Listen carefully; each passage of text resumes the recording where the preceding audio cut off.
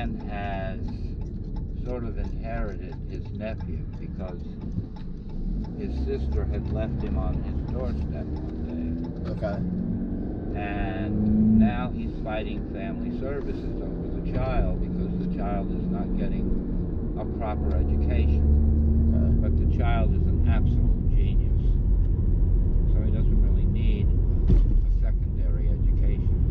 He's way beyond that in his own mind. Right. So anyway, family services has come to check the household out. Okay. And one of the things they notice is a lamp, or not a lamp, it's not a lamp, it's a doll, just like the hula doll there. But it's naked. And a comment is made about her breast.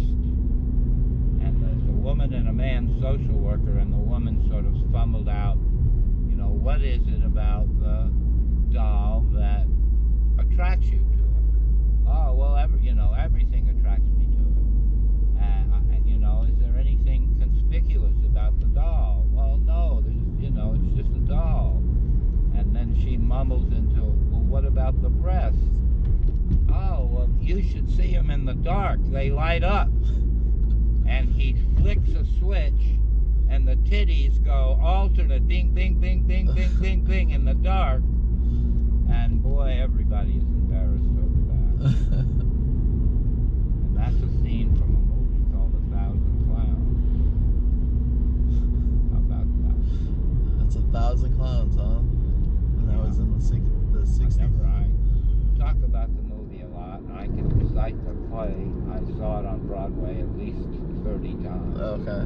Saw it in rehearsal. Saw it when they shot the movie of it, because they made a movie of it too. Yeah, I'll have to look that up. The movie was nominated Best Picture of the Year. Okay. It lost to Spartacus. Okay. It's a good picture to lose to if you're going to lose to somebody. Right. Yeah, I'll have to look that one up, man. Huh? I'll have to look that up. I never heard it. You do have to look it up. Every now and then, Turner Movie Classics runs it. Okay.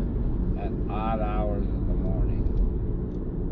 But it was a cult picture. It has a cult following. Of course, most of those people are ancient and are dying out, actually saw the film. Right. My father also made Paul Newman's first film. Oh, yeah? A film called The Left-Handed Gun. Okay. And here's another interesting story, since you're recording all of this for some reason. James Dean was originally scheduled to be in a movie called The Left-Handed Gun. He had just finished filming Giant and got into his sports car and headed for California for a screen test. Okay. On his way to California, he died in an automobile accident. Oh, wow. So now they had to call someone else to fill this role. And the person they called on was Paul Newman. Okay. And the rest is history. That was Paul Newman's first film. That's cool. A movie called The Left-Handed Gun. I just like different history things, and you were talking about stuff from the past. Well, yeah, so. you do recall. You are in a... Listen, I'm a waiter in a restaurant. I've waited on 1 million people. All right? I wait on several hundred people a day. Right. You multiply that by 50 years of customer contact. Yeah. That's going to be 1 million people. And there's something about...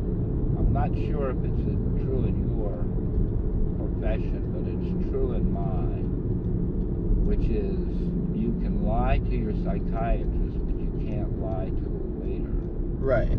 Right. Now, Yeah. I'm sure a psychiatrist uses body language, but you're relating directly to the psychiatrist. The waiter isn't a third-party observer of your body language. Right. And that is a huge clue as to who and what you are. Yeah. Your body language is not going to lie to me as a waiter. Right. Yeah, I understand what you're getting And at. you know, people are bluntly honest with you and vice versa, I'm sure, doing what you do. Right. But there's a slight difference. Again, because I will see my customers, some of them, multiple times. And that rarely happens for me. I've taken 3,000 food rides. Oh, wow. Well, let's say I've paid for 3,000. Okay. My girlfriend already took 2 today. So,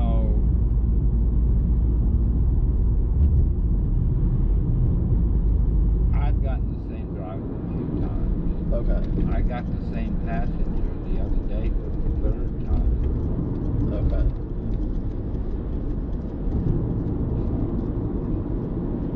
You know, you go to work at the same hour, and you find yourself riding with the same people Right. Yeah. that live in your neighborhood that are going at the same hour. Now, I got you so fast, I always look up to see how many trips this driver's taken. My girlfriend had to go to the courthouse this morning. Had to be there at 8:30. We called the Uber in plenty of time. The pool said we'd be there by 8:23, I think, 7 minutes early. She was about 18 minutes late. Oh, man. That's not good. And immediately she got pulled. No. And the pool person that she got pulled with, they had to go the opposite direction to get that person. I hate that. Yeah, If that's you're going the same direction as me, that's fine. right. Go the same direction as me, we pick you up on the way. But it would be like us going back 10 or 12 blocks that way, or 2 or 3 miles in the opposite direction from where I'm going to get someone going in the same direction as me. Yeah. No, they didn't pull in time to pool with me. Yeah, I understand I'm that going to pool with completely. someone on my way just because where you're going is on my way. That's not the point. Right. I mean, It needs to be like on a straight pick line up to where I'm here. going. Right. Now, to take the person can be a bit out of the way, but don't send me back. And not when and then Yeah. they've routed her there, and they've got her there about 3 minutes late, and then they pick up another person. Yeah, that's not. And they have to drop off the first person. The route is not who got on first, but they're picking up the first person first, then dropping Shatila, Okay. then dropping the 3rd person. And thank God, you know, court never starts on time. Right. So she was fine. But Yeah, that's obnoxious. That's not how I that mean, should the go. point is the pool guaranteed us there 7 minutes early, and we were 18 minutes late. Yeah. And of course, it was Friday morning early, so it was not only all of that nonsense, but it was expensive. Right. Thank you. Yep, no problem. Gracias. 5 stars. All right, And thank I'll you. be taking another pool in a minute, All right.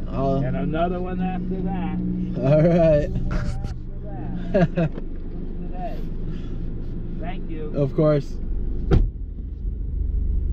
That first story was about a movie called 1,000 Clowns, and his dad directed it or produced it. I think he said produced it.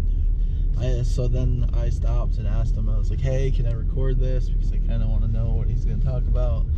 And I thought he said a story about bubbles, but I guess it was obviously something else.